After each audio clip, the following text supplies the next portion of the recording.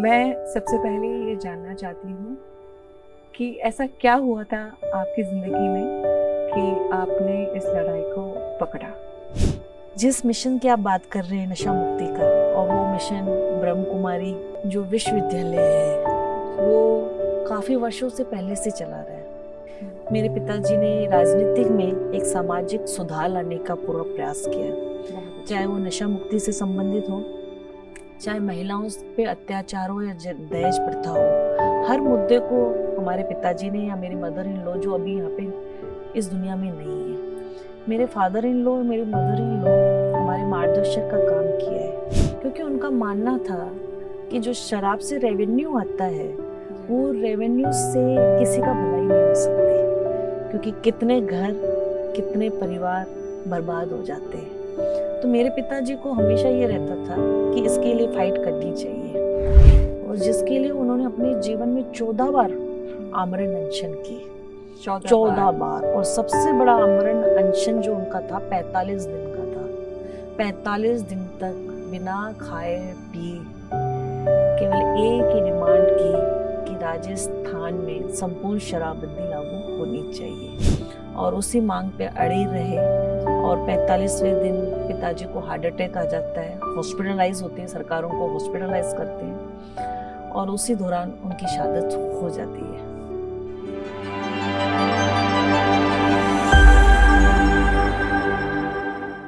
नमस्कार, मैं पूनम कौर और माइंडफुल मोमेंट्स में आपका स्वागत है। आज का जो टॉपिक है, अगर उसके बारे में हम सब माइंडफुल हो जाएं तो शायद देश बहुत तेजी से आगे बढ़ेगा।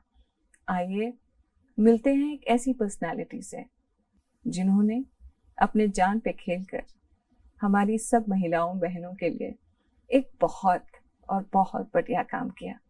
पूजा जी, पूजा छाबड़ा फ्रॉम जयपुर। पूजा जी नमस्कार। ओम शांति। ओम शांति। हजारों भाई और बहनें इससे नशे से दूर हुई हैं, लेकिन ये मार्ग अलग था। आपका मार्ग एक योद्धा जैसे है, एक फाइटर जिनकी फैमिली ने भी अपनी जान दी थी नशा मुक्ति के लिए। मैं सबसे पहले ये जानना चाहती हूँ कि ऐसा क्या हुआ था आपकी ज़िंदगी में कि आपने इस लड़ाई को पकड़ा? पूनम जी, पहले तो आपका बहुत बहुत दिल से धन्यवाद करती हूँ, शुक्रिया अदा करती हूँ। और ब्रह्म कुमारी पूरे इस मिशन को जो चला रहे हैं नशा मुक्ति अभियान को लेकर, इसलिए सभी दीदियों को, ब्रह्म कुमारी आश्रम से जुड़े हुए सभी भाइयों और दीदियों को बहुत बहुत बधाई और ढेर सारी शुभकामनाएं, और उनको धन्यवाद करती हूँ कि आज उनके कारण मुझे यहाँ आने का सौभाग्य प्राप्त हुआ। काफ़ी लगभग 6-7 वर्षों से मैं ब्रह्म कुमारी मिशन से जुड़ी हुई तो थी, लेकिन इस पवित्र भूमि पे आने का सुअवसर मुझे आज प्राप्त हुआ। आपका दिल से स्वागत है। हाँ। जिस मिशन की आप बात कर रहे हैं नशा मुक्ति का, और वो मिशन ब्रह्म कुमारी जो विश्वविद्यालय है वो काफ़ी वर्षों से पहले से चला रहा है। और ये जो मिशन है, मेरे पिताजी शहीद गुरुशरण छाबड़ा जी जो राजस्थान के सूरतगढ़ से पूर्व विधायक थे, और 1977 की बात है जब भैरों सिंह शेखावत जी की सरकार थी, तब उन्होंने 107 एमएलए लेकर, भैरों सिंह शेखावत जी मुख्यमंत्री थे राजस्थान के, तो उन्होंने उनसे ये मांग रखी थी कि राजस्थान में संपूर्ण शराबबंदी होनी चाहिए। और तब राजस्थान में 2.5 साल के लिए शराबबंदी हुई भी, भैरों सिंह शेखावत जी ने की हुई थी। वो शराबबंदी केवल 2.5 साल के लिए रही, क्योंकि सरकार भी जो थी वो 2.5 साल के लिए रही। उसके बाद गवर्नमेंट चेंज हुई, वापस से शराब चालू हो गई, नशा चालू हो गया। लेकिन मेरा जो पूरा परिवार था वो व्यसन मुक्त था, यहाँ तक कि हमारे घर में चाय तक का टेस्ट किसी को नहीं मालूम है, चाय तक नहीं पीते हैं। जबकि कहीं देखा जाए तो पंजाबी फैमिली जो अरोड़ा फैमिलीज होती हैं उनमें इन चीज़ों का तो आमतौर से फैशन है एक तरीके से, लेकिन उनसे सबसे अलग होते हुए मेरे पिताजी ने राजनीतिक में एक सामाजिक सुधार लाने का पूरा प्रयास किया, चाहे वो नशा मुक्ति से संबंधित हो, चाहे महिलाओं पे अत्याचार हो या दहेज प्रथा हो, हर मुद्दे को हमारे पिताजी ने या मेरी मदर इन लॉ जो अभी यहाँ पे इस दुनिया में नहीं है, मेरे फादर इन लॉ, मेरी मदर इन लॉ हमारे मार्गदर्शक का काम किया है। हमारे लिए ये कहूँ कि ईश्वर भी वही है, और एक कहते हैं कि बच्चों को अच्छे संस्कार जो देने में है, उन्होंने हमें संस्कार जो दिए, उन संस्कारों को आगे बढ़ाते हुए इस मिशन को गांव-गांव, ढाणी-ढाणी तक पहुंचाने का एक संकल्प लिया।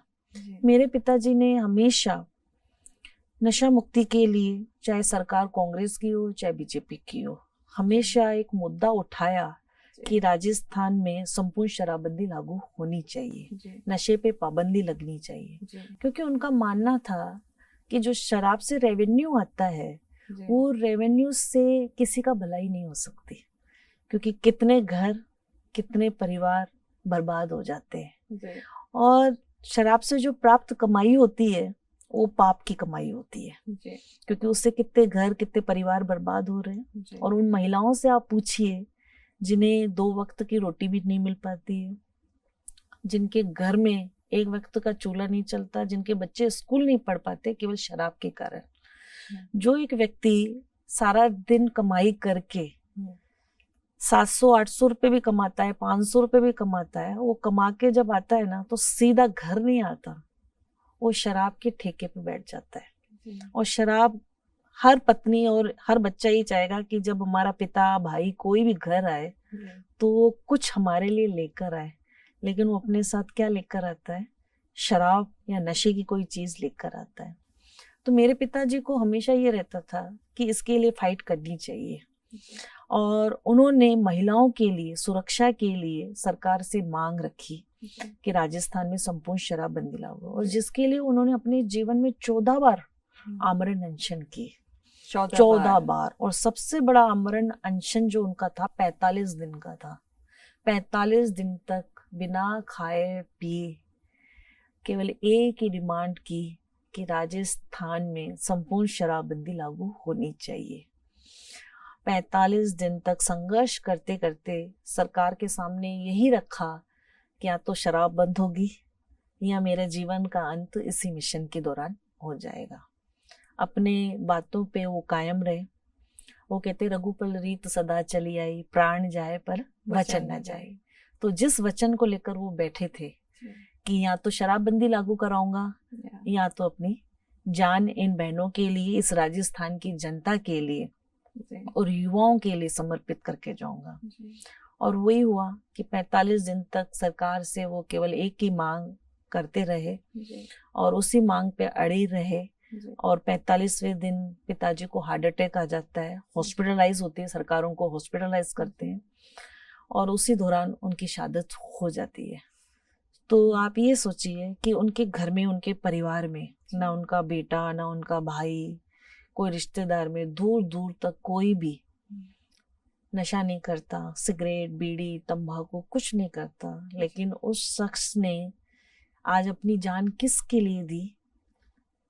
करोड़ों महिलाओं की सुरक्षा के लिए, करोड़ों युवाओं के उज्जवल भविष्य के लिए, करोड़ों बेटियों के लिए। क्योंकि जब पिताजी ने ये संकल्प लिया तो उस बीच में आपको शायद याद होगा दिल्ली का दामिनी हत्याकांड हुआ था, बलात्कार वाला, जिसमें 7 अपराधियों को नशा किया हुआ था और उन अपराधियों ने उस बेटी को किस तरीके से नशे की हालत में किया था। तो कहीं ना कहीं ये नशा ही बहुत सारे अपराधों की जननी है, चाहे वो बलात्कार हो, महिलाओं के साथ दुर्व्यवहार हो, अत्याचार हो, या जितने मैं कहूंगी कि 70% जो एक्सीडेंट होते हैं, रोड एक्सीडेंट, उसका कारण भी नशा रहता है। नशे के कारण ही रोड एक्सीडेंट होते हैं, बड़े बड़े रोड एक्सीडेंट जो हो जाते हैं उसके कारण है। जो पिछले वक्त अभी पुणे में भी जो एक्सीडेंट हुआ था और आए दिन होते हैं। बहुत सारे यूथ होते हैं जो ड्रिंक करके रात को तेज रफ्तार से गाड़ी चलाते हैं, तो उनको पता नहीं चलता क्या हो जाता है। और ये कहूँ कि उन्होंने केवल जब उनकी स्थिति, जब माने डॉक्टर्स ने ये कहा कि उन्होंने काफी आमरण अनशन कर लिए थे, तो उनकी स्थिति थोड़ी सी डगमगा गई थी, खराब चल रही थी। तो डॉक्टर्स हमारे पास आके हमसे ये भी कहा कि आप अपने पिताजी को समझाइए और उनका 14वां आमरण अनशन है। 14 आमरण अनशन के दौरान उनके शरीर की स्थिति खराब है, तो कुछ भी हो सकता है। हम बच्चे अगर माता पिता को दर्द में देखें तो हम क्या करते हैं, यही बोलते हैं जाके। हर बेटी बोल सकती है, हर बेटा बोल सकता है कि आप ये किसके लिए कर रहे हैं। क्या 14 बार आमरण अनशन सिर्फ नशा मुक्त के लिए था या अलग अलग विषयों पे था? 4 बार तो नशा मुक्ति के लिए था, और जी। उससे पहले या तो किसी की जैसे दहेज के कारण हत्या कर दी गई, उसको इंसाफ दिलाने के लिए, सामाजिक समस्याओं को लेकर, अधिकतर महिलाओं के प्रति, महिलाओं के लिए। मेरी मदर इन लॉ आशा भारती जी, उनको भी आयरन वुमेन के हिसाब से, लेडी के हिसाब से जानते थे। और अभी तो बहुत ज्यादा फैसिलिटी हो गई है कि अभी जो भी कोई आमरण अनशन करता है, भूख हड़ताल करता है, तो सरकार उसको रेस्क्यू कर लेती है या उसकी परिस्थितियों को। पहले इतना कुछ नहीं था, उनकी सरकार गिर जाती है। हाँ, इतनी दिक्कत हो जाती है। अब कोई अनशन भी करता है तो उनको ऐसा डर लगता है कि जो हादसा छाबड़ा साहब के साथ हुआ है, ऐसा किसी और के साथ नहीं हो जाए। आप जो कहानी कह रही है, उधर से मेरे और 2 सवाल आते हैं। एक तो एक पंजाबी फैमिली की आप हैं, दूसरा आप राजस्थान से हैं। राजस्थान में एक ऐसी हालत है कि शायद उधर पानी की बहुत कमी है, ढानी ढानी में पानी की कमी है, और उधर पानी की कितनी ज़रूरत होती है। और हमारे देश में जो इतना धार्मिक देश है और नशा मुक्ति की बात करते हैं, पानी नहीं मिलता लेकिन नशा मिल जाता है। और अगर आप पंजाब की बात करें, वो आज के वक्त में बहुत नशे से पीड़ित है, और इसके बारे में तो सारी दुनिया जानती है। तो ऐसी जब चीज़ें आप देखती हैं महिला होकर, तो आपको क्या लगता है कि ऐसी कौन सी चीज़ें करनी चाहिए जिसकी वजह से हम इसे और भी आगे बढ़ाए हैं और समाज में एक बहुत अच्छा उदाहरण बने? जैसे आपके पिताजी के बारे में मुझे आपसे मालूम पड़ा है और इधर की सिस्टर से मालूम पड़ा है, लेकिन मुझे ऐसा लगता है कि उनका नाम पंजाब तक जाना चाहिए, क्योंकि जो पिता, जो ससुर, जिनके अंदर ये भावना आई कि मैं बेटियों को, माओं को मरते हुए, लड़ते हुए, बलात्कार होते हुए नहीं देख सकता। ऐसा होता है कि नेगेटिव चीज़ की प्रचार बहुत जाता है, लेकिन अच्छी चीज़ का प्रचार करना पड़ता है।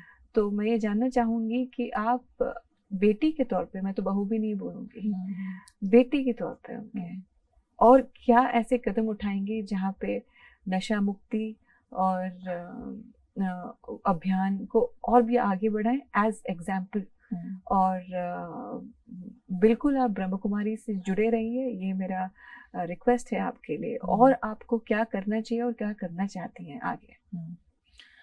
पूनम जी, आपने सही कहा कि मैं बेटी हूँ, और कहते हैं बेटे है ना, माँ बाप का नाम रोशन करते हैं, लेकिन एक्चुअली में मेरे फादर इन लॉ ने कभी मुझे बहू समझा ही नहीं। मेरी जब मैरिज हुई थी तब मेरी 19 की उम्र थी, तो पढ़ाया लिखाया और इस काबिल बनाया मुझे कि आज आपके बीच में मैं यहाँ बैठ के अपनी बात कह सकती हूँ, सरकारों से मैं लड़ सकती हूँ, अपनी बात बड़े प्लेटफॉर्म पे रख सकती हूँ। आज उनकी ही बदौलत मैं 4 राज्यों में राजकीय सम्मान मुझे मिल चुका है। अरे वाह। बिहार में मुझे नीतीश कुमार जी ने राजकीय सम्मान दिया, मध्य प्रदेश में मैं जा चुकी हूँ, शिवराज चौहान जी की भी सभा की है, तो और राजस्थान की सरकार ने भी मुझे राजकीय सम्मान दिया नशा मुक्ति पे अच्छा कार्य करने पे। और आप सही कह रहे, पंजाब को उड़ता हुआ पंजाब कहते हैं, हर घर में वहाँ पे नशा मिलता है। और मैं ये कहना चाहूँगी, मैंने तो बहुत सारी बातें ऐसी भी सुनी है कि बहुत फैमिली है जो पंजाब में शादी नहीं करना चाहती बेटियों की।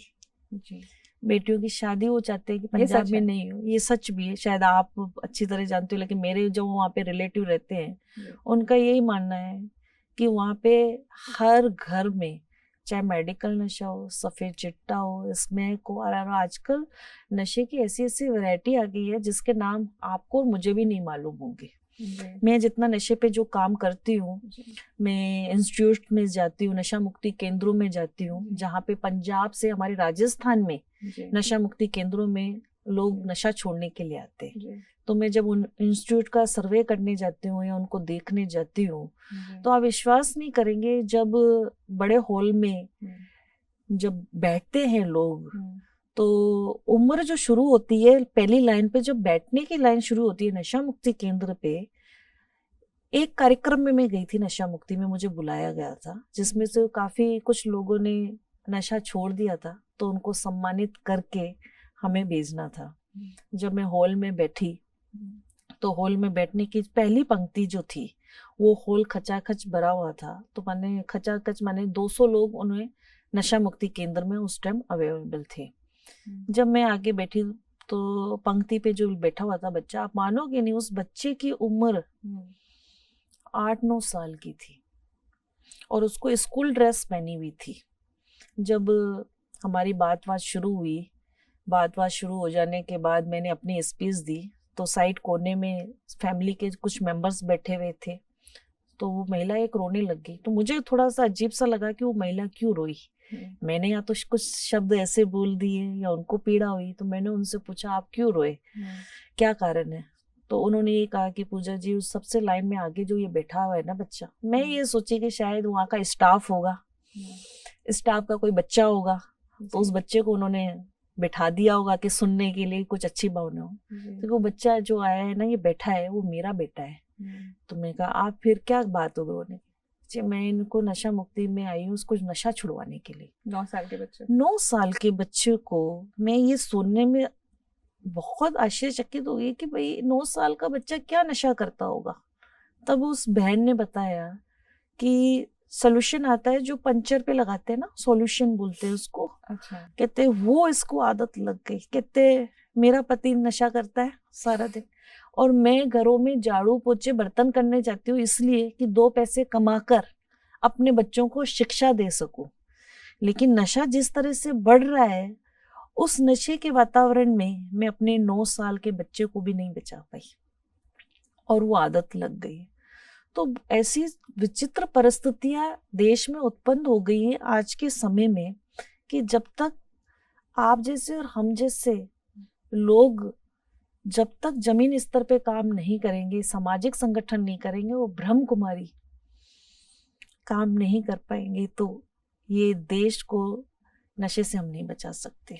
आपको क्या लगता है कि ये संस्कारों का जाना है कि अपनी आत्मिक शक्ति को हम कम कर रहे हैं, या फिर घर पे संस्कारों का या अपनी कल्चर का नहीं रहना है, या फिर ऐसी कौन सी इन्फ्लुएंसेस है जिसके वजह से आपको लगता है ये बढ़ता जाता है? मेरा जितना एक्सपीरियंस रहा, क्योंकि मैं राजस्थान से भी बाहर कहीं बहुत जगह जाती हूँ, यहाँ तक कि मैं गांव डाणी तक जा चुकी हूँ इस अभियान को लेकर। तो मैं जितना जान पाई हूँ वो इतना जान पाई हूँ कि आज गलत संगत के कारण आज गांव के जो बेचारे, आप पता है, सीधे साधे लोग होते हैं, दिन रात मेहनत मजदूरी करते हैं, और वो उनका सपना यही होता है कि हमारे बच्चे डॉक्टर और इंजीनियर बने जी। और उसके लिए अपने बच्चों को पढ़ाने के लिए वो शहरों में भेज देते हैं। शहरों में जब वो पढ़ने बच्चे, साधारण सा एक गांव का बच्चा जब शहर में पढ़ने के लिए जाता है जी। तो जो सोसाइटी होती है ना वहाँ की, वो उसको मजबूर करती है ये सब चीज करने के लिए। मैंने खुद ऐसे बच्चों से बात की, जब मेरे साथ कुछ बच्चे जुड़े, तो गांव से जब आते हैं तो एक दो जो ना नशेड़ी होता है और उसकी जब संगत होती है तो वो संगत उसको खराब करने के लिए मजबूर कर देती है कि ये फैशन है, आपको अगर हमारे साथ रहना है, हमारे ग्रुप के साथ जुड़ना है, तो आपको ये चीजों में शामिल होना ही पड़ेगा। यहाँ तो कहूँ कि कहीं ना कहीं बहुत कम समय माँ बाप अपने बच्चों को दे पा रहे हैं, क्योंकि बिजी लाइफ इतनी हो गई है। पहले फैमिली होती थी बहुत बड़ी जी, जिसमें दादा दादी चाचा चाची सब खुशी होती थी, डर होता था, पिटाई भी लगती थी, स्कूल में भी पिटाई लगती थी, हर चीज का खौफ होता था, लेकिन उसमें प्यार होता था। और अब ना तो स्कूलों में है, ना कॉलेजों में है, घर में भी नहीं है। फैमिली होती है, केवल मदर एंड फादर होते हैं, और वो भी जॉब करने जाते हैं। बच्चों को समय नहीं मिल पाता है कि मदर और फादर के साथ रह सके। तो उनको जो दोस्तों में वो ढूंढते हैं, और दोस्तों में ढूंढने के चक्कर में गलत संगत के कारण गलत आचरण के कारण वो कहीं ना कहीं इस नशे को अपना साथी समझ के बैठ जाते हैं। आज केवल लड़कों की ही बात नहीं करूंगी कि लड़के नशा कर रहे हैं, नहीं ऐसी कोई बात नहीं। आजकल जब अपन इक्वलिटी की बात करते हैं ना, तो इक्वलिटी नशे में भी है ना, गर्ल्स ने भी इस चीज को पीछे नहीं छोड़ा है। मैं बहुत इलाकों में जाती हूँ, चाहे दिल्ली गई हूँ, मैं कहीं पे भी गई हूँ, और सीकर जैसी जहाँ पे शिक्षा की नगरी सीकर को बोलते हैं, हमारे राजस्थान में कोटा की नगरी से बोलते हैं, जहाँ पे बाहर से बहुत सारे स्टूडेंट्स पढ़ने को आते हैं, लेकिन कहीं ना कहीं इस गलत नशे के कारण या गलत कहते जो हमारा सोसाइटी है, जो वहाँ पे गलत लोगों का व्यवहार है, उसके कारण वो उसका शिकार हो रहे हैं। आप शायद कोटा की नगरी रहते कहीं बाहर, वहाँ पे आए दिन सुसाइड होते रहते हैं, सुसाइड, डिप्रेशन लोगों के कारण। कहीं ना कहीं फैमिलीज का प्रेशर होता है कि कुछ ना कुछ आपको बनना है। तो मैं ये कहूँगी गलत संगत के कारण आज हमारे बच्चे ना गलत दिशा में जा रहे हैं। तो कहीं ना कहीं माता पिता को भी अपने बच्चों को अच्छे संस्कार और ऐसी जो आध्यात्मिक तक संस्थाएं हैं उनसे जोड़ने का प्रयास करना चाहिए, क्योंकि आजकल इन चीज़ों की बहुत कमी हो गई है। लोग हर चीज में भागा दौड़ी में हम सब चीजों को पीछे छोड़ के आ गए। मैं यहाँ तक खुद को भी इसमें जोड़ना चाहूंगी कि 5 साल से मैं प्रयास कर रही थी, 5 साल से जी। मुझे ब्रह्म कुमारी दीदियों के द्वारा, भैयाओं के द्वारा काफी बार मुझे बोला गया जी। कि आप आइए, एक बार आइए। मैं वहाँ पे जो लोकल संस्थाएं होती है, कार्यक्रम होते हैं, तो इनविटेशन होते हैं, तो वहाँ तो जाती हूँ, लेकिन उनको समझने के लिए, उसको जानने के लिए, ऐसे पवित्र स्थान पे आने के लिए मुझे 6 साल लग गए। आप ये सोचिए। तो कहीं ना कहीं ये मोह माया जो चीज है, मैं आपको बोल रही हूँ, उनसे कभी हमें समय नहीं निकाल पाते। लेकिन इस बार शायद बाबा जी की कृपा थी या उनका आशीर्वाद था या उनका बुलावा था, क्योंकि उनकी मर्जी के बिना भी कोई नहीं आ सकता, ये मैं जानती हूँ। तो और एक सवाल जो मैं आपसे पूछना चाहती हूँ कि क्या आपका परिवार धार्मिक है, आध्यात्मिक है, और गुरुओं में आप आस्था रखती हैं, या फिर कैसे, मतलब मैं परिवार के उसूलों के बारे में जानना चाहूँ। मेरा परिवार धार्मिक भी है और आध्यात्मिक भी है, दोनों से जुड़े हुए हैं, और बच्चों में शुरू से ही संस्कार दिए हुए हैं। तो हमारे घर में दोनों ही चीजें प्लस वाली है कि धार्मिक और आध्यात्मिक, इन चीजों से जुड़े हुए हैं। और आज उन्हीं के बलबूते पे आज हम यहाँ तक पहुंच पाए। ये चीज है आध्यात्मिकता, जो चीज ब्रह्म कुमारी जी हमें सिखाते हैं। हाँ, ये चीज है कि बच्चों में आज मैं खुद अपने बच्चों को लेकर आई हूँ कि इन चीजों से वो थोड़ा सा सीख सके। और मैं तो आपके चैनल के माध्यम से जो हमको देख रहे हैं, मैं उन सब परिवारों को ये कहना चाहूंगी कि अपने बच्चों को ऐसे ऐसे कार्यक्रमों में जहाँ पे आध्यात्मिक का ज्ञान दिया जाए, धार्मिक ज्ञान दिया जाए, जरूरत है, आज के समय की जरूरत है। आपको जैसा भी समय मिले अपने बच्चों को ऐसी जगह पे जरूर ले जाइए। मैं ब्रह्म कुमारी संस्था के बारे में 2 सीख जो मैंने सीखे हैं एज ए स्टूडेंट, मैं समर्पित तो नहीं हूँ, लेकिन मैं जितना जाती हूँ, जितना भी दीदियों से सीखी हूँ, वो मैं आपको बताना चाहती हूँ। एक तो संग से रंग लगता है, दादी कहती थी, और दूसरे अन्न से मन लगता है। और जब अन्न से मन लगता है, मन से गुण आते हैं। गुणों से आपके पिताजी को और आपका गुणगान रहेगा। और हमेशा और हमेशा से एक बेटी के माध्यम से भी, एक ब्रह्म कुमारी संस्था से जुड़ी हुई एक महिला के माध्यम से, बहन के माध्यम से, हम ये प्रार्थना करते हैं दिल से कि आप एक इंस्पिरेशन बने, आप एक ऐसा एग्जाम्पल बने जहाँ पे हमारा पंजाब हो या राजस्थान, उसकी उलझने बढ़े नहीं लेकिन सुलझ जाए। राजस्थान को पानी मिल जाए, पंजाब को नशा मुक्त किया जाए। ऐसी बातें और ऐसे शख्सियत बहुत कम मिलते हैं। आपको मिलके दिल से बहुत अच्छा लगा, बहुत खुशी हुई, और ऐसा लग रहा था कि कोई अपनी ही बहन से मैं मिल रही हूँ। तो आपका इधर आने का शुक्रिया, और ब्रह्म कुमारी संस्था से आप जुड़ी रही है। बहुत अच्छा लगा और नशा मुक्त अभियान के लिए आपको दिल से शुक्रिया और ओम शांति। बहुत बहुत धन्यवाद, मुझे भी बहुत अच्छा लगा पूनम जी। Thank you. दिल से खुशी हुई पूजा जी से मिलकर, जिनके परिवार ने उसूलों के लिए, बेटियों के लिए, महिलाओं के लिए न जाने कितना संघर्ष किया है और करते जाएंगे। मैं चाहती हूँ ब्रह्म कुमारी संस्था की नशा मुक्त अभियान और पूजा जी एक साथ काम करें। एक छोटा सा तोहफा और ये चाहत कि बाबा का आशीर्वाद आप पे रहे, क्योंकि जब हमारे साथ भगवान होते हैं तो हम कहीं पहुंच के कुछ भी कर सकते हैं। आपके साथ हमेशा शक्ति रहे भगवान की, आपके परिवार के साथ हमेशा आशीर्वाद बना रहे। ये आपके बहुत बहुत शुक्रिया पूनम जी।